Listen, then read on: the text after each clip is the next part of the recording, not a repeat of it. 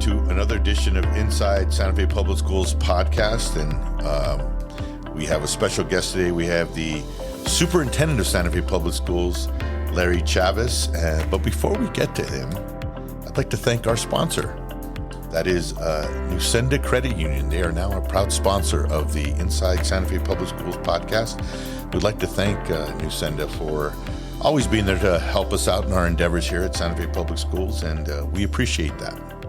So with that, I'd like to welcome in our guests. How you doing today, Superintendent? I'm doing great. Thanks, Joe. Thanks for having me. Yeah, no, we appreciate it. And I was very happy, when I went and said, hey, would you like to come on the podcast? You said, yeah, sure. I was like, that's great, because I know you're a very busy guy. So I appreciate that. So let's talk about this. I know that this was my first day of school working for the district, and it's kind of like a build-up, right? And then this is the crescendo, and then the first day of school came by, and it was very uneventful. It was like very quiet, which is a good thing, right? Which is a great thing, actually. Yeah. So how has the first couple of weeks of school gone? It's and sometimes individuals don't understand. Once the last day of school happens, we start our planning for the first day of school immediately. So we really don't have any downtime during the summer. It's always prepping for teachers to return first, because they do return prior to the students, and then it's students. And we want to make sure, our buildings are safe, they're clean, and they're prepared in order to be able to host our staff, our students, but also our family. As you went out with me during that first day, you saw a lot of families there, happy, dropping off their son, their daughter, dropping off school supplies. So we want to make sure that our buildings are presentable, and want to thank our operations department, and specifically Marissa Bonifer and her team, really getting those schools prepared. But there was also a lot of construction that took place this summer. So, Gene Bostwick, Christy Wagner, Gabe Romero did a great job of trying to get some of these projects completed before the start of the school year. Yeah, I noticed also that a lot of professional development goes into play with the staff and the teachers, admin, and I think that's great too. I mean, that's a good thing as well. As educators, we're lifelong learners. We're always trying to hone our skills. So, new techniques, new skills, new curriculum come out, and we want to make sure our teachers are well prepared in that area of professional development, because if we prepare them well, they'll be able to prepare their students well to be successful in the classroom. I feel like it was like kind of an opening night, right? We're preparing, you have rehearsal, and then it's time to go live, I thought that was really cool. Absolutely. And going back to your first comment, it was uneventful, which is a good thing. Yeah. Again, we typically have something happen. Students left on a bus, students missed their bus, something happens at the school site. But this year, to this date and time, really nothing has really popped up as far as an emergency or anything that we had to get parents or even law enforcement involved with. So again, it's been a great start to the school year, but I think it also goes to the fact that we're well staffed at this point in time. Yeah, I think the biggest thing we were planning for, and that we planned for it, was the whole the parent drop off at it's always student drop off at Chaparral for EJ, and we took care of that. The principals, Angelique and Erica, both said, hey, they reached out and said, hey, can we do a video? And I said, sure, let's do it. Let's take care of it. Absolutely. And we had extra staff there from our safety and security department, also from my team here at the district level. We're on site trying to help the flow of traffic. But usually the first 2 weeks of school, as far as traffic, it is always the heaviest weeks, because people like to drop off their son, their daughter, their student, rather than ride the bus. But usually that makes a transition after the first 2 weeks. Yeah. No, awesome. Yeah. And still, even now, we're in the third week of school, I think. I mean, we started on a Friday. Yeah. Last week was the first full week. Entering our second full week, but also, you can also consider it the third week. Yeah. But I mean, so it seems everything, knock on wood, is going, going pretty smooth as far as the daily routine part of school, right? Yes. So that's a good thing. You had mentioned that the summer, there's a lot of prep that goes into summer. And me being new to the district too, I noticed that summers are, and we talked about this, that they are very busy, but the summers are very active in the schools. I mean, it was the classic routine of school, at least as I remember it is, you know, last day of school, and then everything is just quiet, right? The halls are empty. There's not a lot going on. Right. From a student perspective, or even from a parent perspective, you think that. But there was so much programming, and so many and training and student involvement and lunches and everything going on in the summer. Is that just something that we're just going to continue to build on? Because it seems like it's so great to keep everybody engaged, you know, and doing something, right? And the support that the schools provide all year round, not just for, you know, 9 months out of the year. Right. And, you know, first, you know, many of our listeners probably recognize your name and voice. You may be new to the district, but you're not new to the community. No. And to the school district. You were a product of Santa Fe Public Schools. Yeah. So wanted to make sure that I did mention, you know, we have one of our own in-house now. Go Demons, 1990. Almost didn't graduate. Almost had to go to summer school. But you did. But I did. Yes, that's right. There you go. You're but right. you did. Yes. Well, and speaking of the summer, traditionally, if you really go around the state, especially prior to COVID and remote learning, once summer came, schools were closed. You know, that's when you're going to paint, you're going to clean, you're going to remodel, you're going to do any construction that needs to take place during those summer months because students are not in the building. We've made a change. You know, since I've become superintendent, we have started free summer programming for any Santa Fe Public School student that is registered. And again, I said free summer program. It's exactly that. There is no cost for our students. And this year we had over 44 summer programs being offered, and we had close to 4,400 students participate, which is a record for us. When we first started, you know, I was really expecting, hopefully, 1,000. That first summer we got 2,600. I was hoping to match that. The second summer we got 3,300. And then again, you know, it was a surprise when we were well over 4,000 students participating in the summer program. And what we've heard from teachers, and we're starting to do a little more research and digging into the data of it, but what we've heard from teachers is that the students come better prepared academically and see less behavior problems in the classroom once school began. So, you know, we think if we continue with this program, and we're hoping with the support of the board, of course, they're the ones that have always approved the budget. This has been a priority of theirs as well, that we're going to see better outcomes because it is a unique way to provide year-round programming without it being required. And it just seems, and you know, I know that we did a wrap-up video and it got a lot of views and people saw that. But the interesting thing, I guess, from a student perspective, is there's something for everybody. Everyone. Right? Everyone. I mean, obviously athletic. Every grade level. Yeah, and every grade level. There's athletics, you know, also off-season training, conditioning and stuff. But there's also something for 3D, if you're into coding or 3D printing or career exploration. Yeah, mechanics, you know, auto mechanics and literacy, math, go-kart driving. Go-kart. And another thing too is that even the programs, they have their way of having fun. Like when out at Remitas Thomas, when they had the water park day and they had all those slides, and it was just like, hey man, this is really cool. It's not just an inflatable pool that everyone's just jumping around in, or turn on the sprinklers and running through the sprinkler stuff. Right. You know? And, you know, I want to take this opportunity to thank our community partners because it's not just our teachers, our principals, and other staff that are putting on this programming. It's our community. You know, we allow our community to fill out an application to offer programming as well. And so without them, it wouldn't be possible. So again, in order for us to move the needle academically, student outcomes, it could be teacher retention or recruitment. It's going to take us all, right? Yeah. That includes attendance. And, you know, it can't be just a district initiative. It has to be a community-wide initiative. It has to be something that parents and guardians really think is important for their students to attend each and every day. So again, we need to come together as one in order to make a difference, but I think we're on our way. And you bring up attendance, and that's something I wanted to talk to you about, but summer program, by attending summer program, kids then begin to do the buy-in Correct. to going to school and wanting to be there, even though it's not technically school.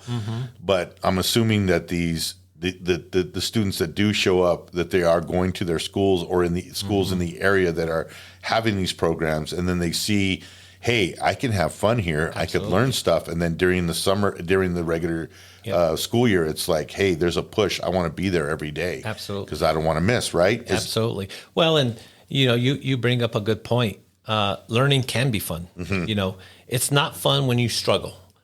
These summer programs allow those students to be able to get a kind of a leverage or a gain up on individuals who are not attending, because they're getting those skills. All of our programs are academic based. By title, by description, it may not read that way, but they really are academic based.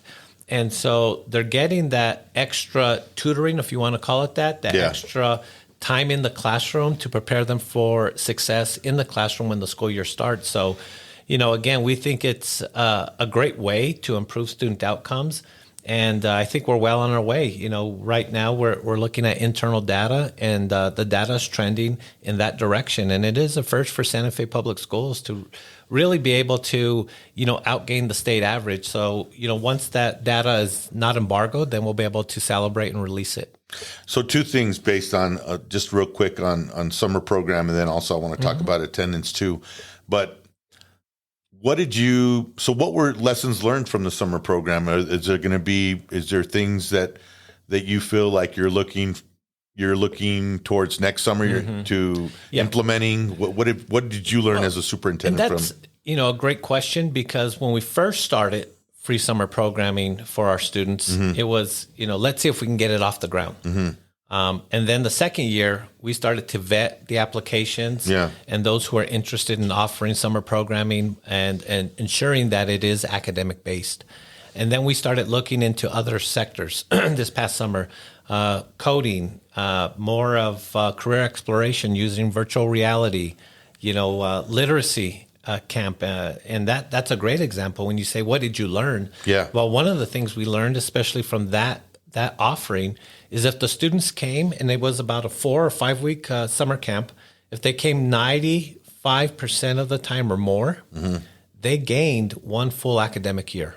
Oh, so wow. When you're looking at what are the results of summer programming, that's a great example. You come and it ties into attendance, 95% of the time or more, you're going to see academic gains. And we have the data that shows it. Yeah, that's awesome. And then going back to attendance, and you did bring on that we had a great article in the paper this past week from the Santa Fe New Mexican, talking to our attendance coaches and how important that is. And that's a great resource that we do have here, right? Is having those attendance coaches to be able to, give that support to students that may have a hard time maybe getting to school, right? Or and giving them a path, maybe a plan of how you can, hey, we can make this work. This is how we can do it, and we can help you out. Exactly. Right? Well, and part of it was we didn't want to add additional responsibilities to site admin or teachers.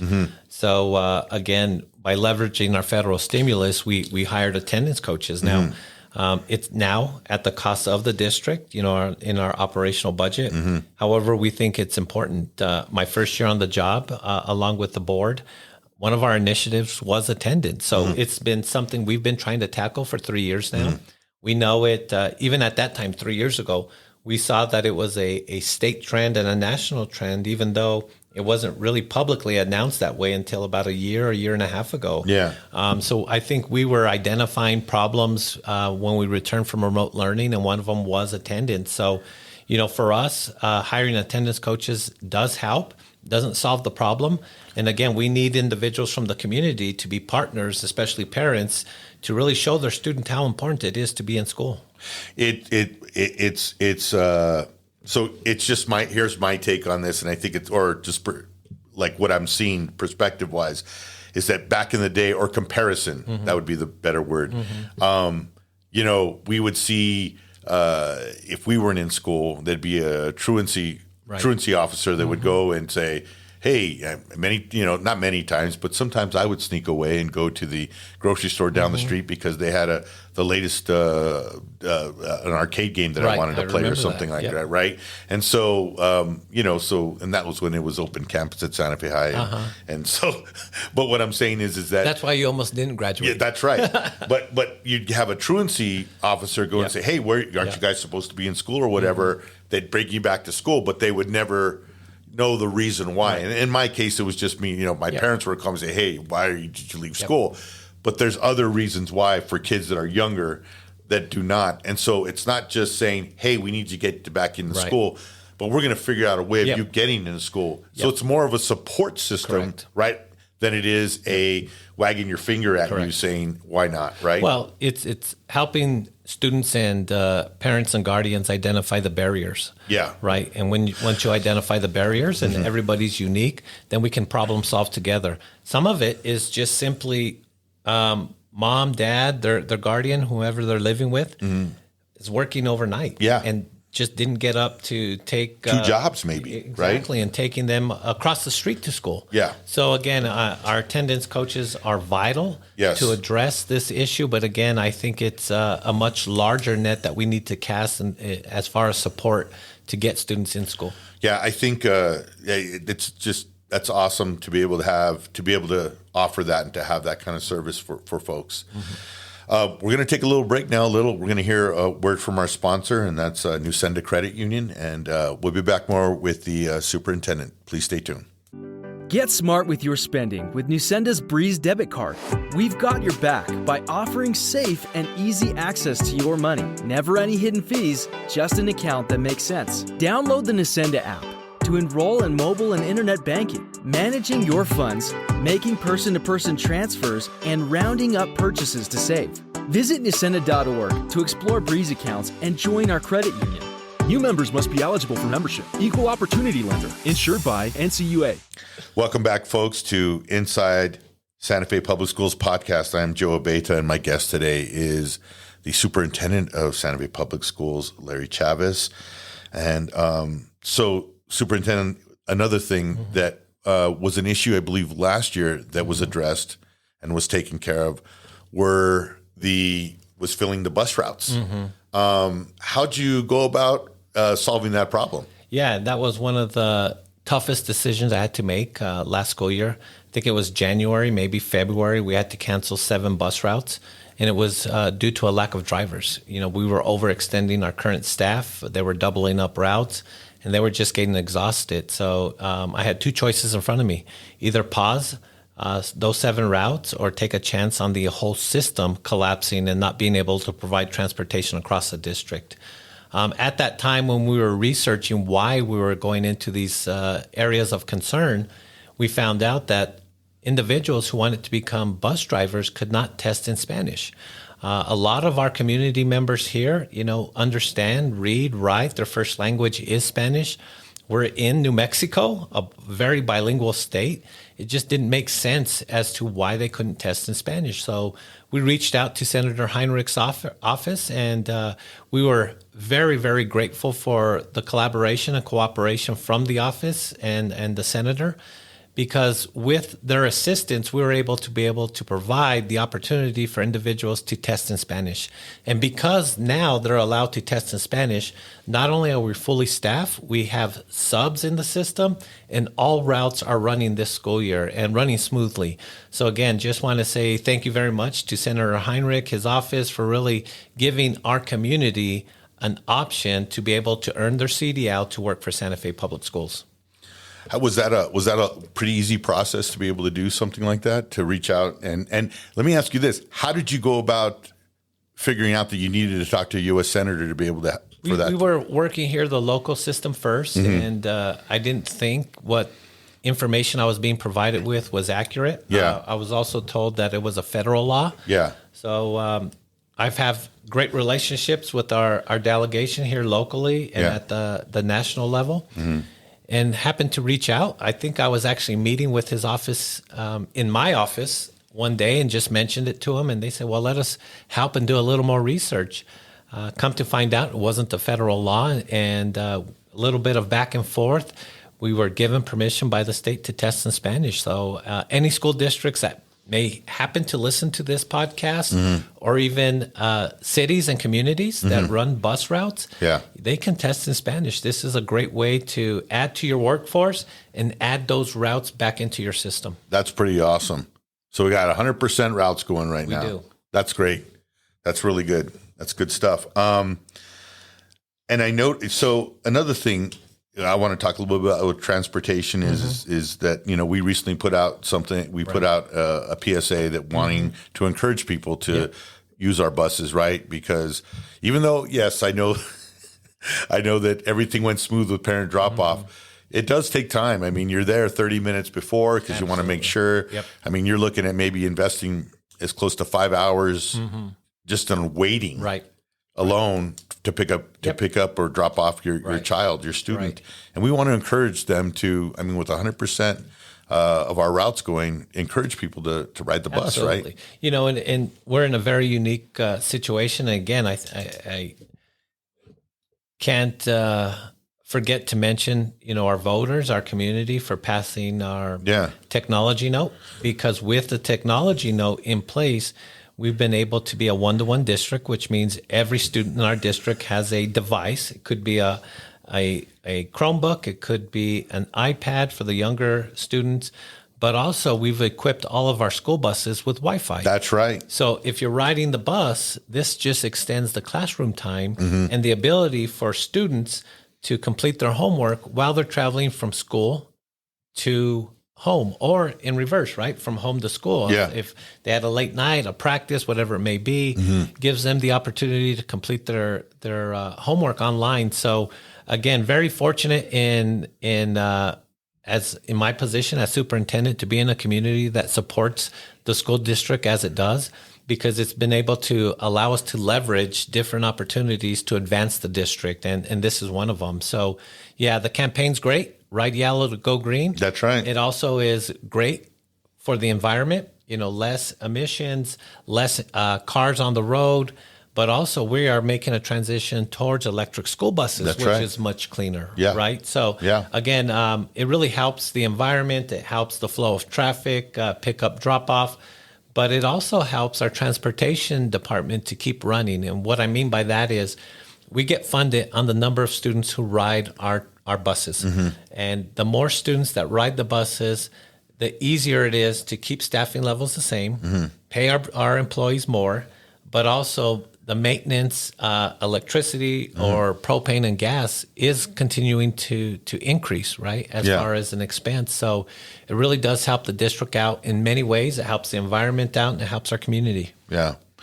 It's funny, you made a comment about, every student has a Chromebook, has access to that. So there's no, back in the day, I had friends that had their printers, their dot matrix printers and stuff. And wow, man, that's pretty cool. They have but every child has, or every student has access to technology as well as Wi-Fi. And I think that that's pretty amazing. I mean, as far as, on the buses and stuff, that's something that, in a world that I never thought would have, been a possibility. So that's pretty incredible. No, I agree. And it just gives our students that extra time in the classroom, even though they're not in a physical building, to continue with their studies. Yeah. No, that's awesome. Really, that's great that we have that for our students. Okay, so I know so we're getting ready to wrap up, but I had a couple other questions. I know an interest would be the school board member updates. What's the process? Where are we at in the process for that? So the application process closed last week. We have 2 applicants. We're going to have a special board meeting next week. Okay. And during that meeting, interviews will take place. And then at the conclusion of the meeting, the board will vote on the next individual to replace our outgoing board member, Sasha Anderson. So next week is a big week for us because we will be, or the board will be appointing a new board member. Oh, that'll be awesome. And then we have a school board meeting in a few days. Yeah, general business. So we split the 2. This will be general business. Next week will be the special meeting for the new board member. That's awesome. Well, I want to thank you for joining us today, Superintendent. My pleasure. Yeah, it's great to be able to get the word out there on what's going on here in the school. Absolutely. And I think people will definitely appreciate it. So thanks again. Appreciate it. Thank you, Joe. Yes, and thank you, folks, for joining us. Again, I want to thank our sponsor, Nusenda Credit Union. Folks, they are a big supporter of the community and also the community of and also the public schools community too as well. So please make sure to support them. And but folks, thanks again. Have a safe week. Have a great week. Adios.